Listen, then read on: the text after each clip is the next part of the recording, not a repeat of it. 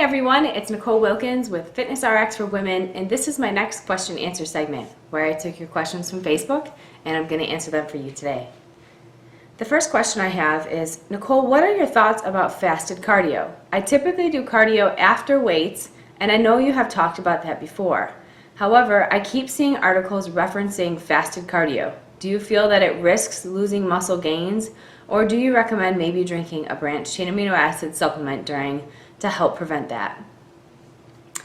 I do think that fasted cardio can burn a little bit extra body fat. There's a couple things here I want to mention. First is some people just aren't morning people. So if you can push harder in the afternoon after you've had a few meals in you, then do it in the afternoon after your workout. If you're worried about losing muscle by doing it fasted, obviously before you eat breakfast, have the protein. Like if you're having egg whites or oatmeal, have the protein in the egg whites before you do your fasted cardio, and then have the carbohydrates after. Or you could do as you mentioned and take a branched chain amino acid supplement either before or during your cardio session, but also making sure that it's no longer than like 30 to 40 minutes maximum, and you will be okay as far as the risk of losing muscle. The next question I have is, natural peanut butter or natural almond butter? Question mark. Well, I'm not really sure what you're asking me, but they're very similar. One is just made with almonds and one is just made with peanuts. So it's personal preference. The amount of calories are usually about the same, on average about 190 calories every 2 tablespoons, and about 18 grams of fat. So the amount of protein and carbohydrates are very similar. So a lot of times I'll alternate the two. I have 2 questions. The first one is, would it benefit me at all to have a protein shake in the morning or before work if I'm not working out until after work? You don't necessarily have to have a protein shake before your workout or around your workout. You can also have whole foods as protein sources. And as far as when to have a protein shake, honestly, you can have a protein shake any time of the day. I know a lot of people have protein shakes in the morning because they don't have a whole lot of time to make an omelet for breakfast. So they make a smoothie with berries and almond milk and Greek yogurt and all that fun stuff. So you don't have to have a protein shake around your workouts.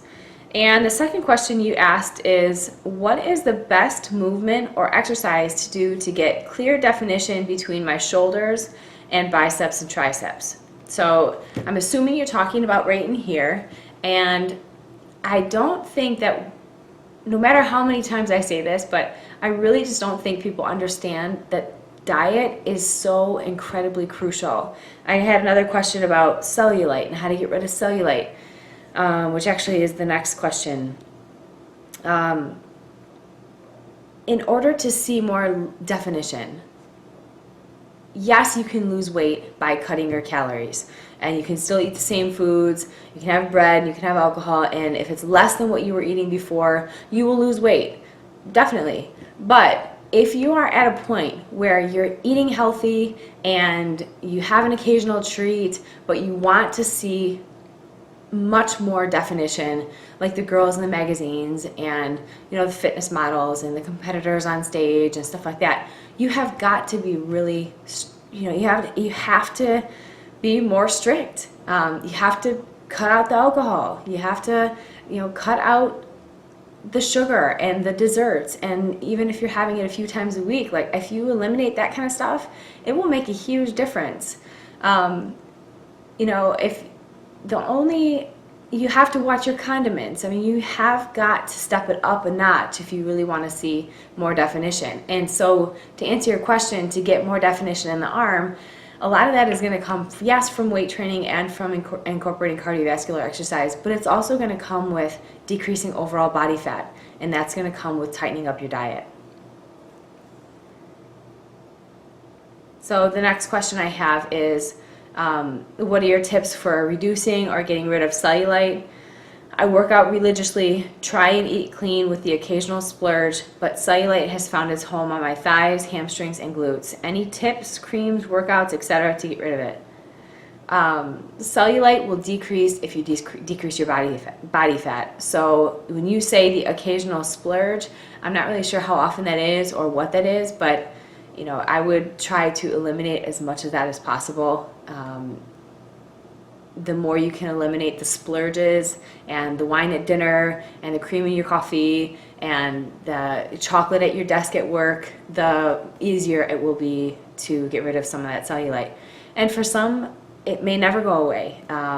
Unfortunately, genetics play a role in that, but you can make a very significant difference by obviously decreasing your overall body fat, tightening up your diet, increasing the intensity of your training. So it doesn't mean the duration of your cardio, but the intensity. So if you're walking at 4.0, kick it up and jog at 6.0.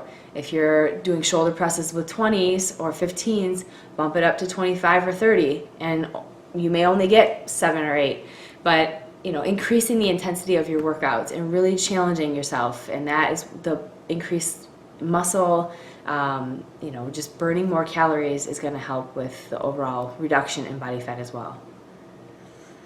And the last question I have is, can you recommend any exercises to strengthen the muscles around the shin?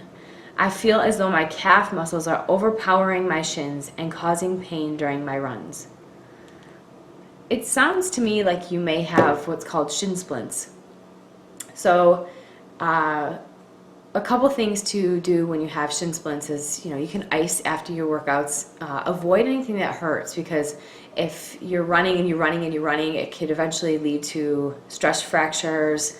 The first thing I want you to do is get new shoes. So it could be that your shoes are older, they're not really giving you as much support, maybe they don't fit your foot right. The other thing is, try more cross training. So you can still improve your cardiovascular endurance without running every single day. So maybe do the step mill one day, do the elliptical one day, try spinning one day, do the incline walking. That repetitive running every day or every other day could be causing obviously the shin splints. So by incorporating more cross training, that will help. But shin splints take a little while to heal. There's not really a whole lot you can do aside from just resting it or doing stuff, like I said, that doesn't hurt. You can do reverse calf raises, so basically standing and then lifting your toes up and down as high as you can, slow and squeezing at the top. So doing 3 sets of 20 of those. So just put your heels on the edge of a stair, and then bring your heels up and your toes up and down, 15, 20 times, 3 or 4 sets. So that might help. But yeah, get new shoes. That might make a big difference. So those are my questions for this week. Until next week, keep asking your questions on the FitnessRx for Women Facebook page, and I'll be here every Friday to answer them for you. Until next week, keep living the fit life.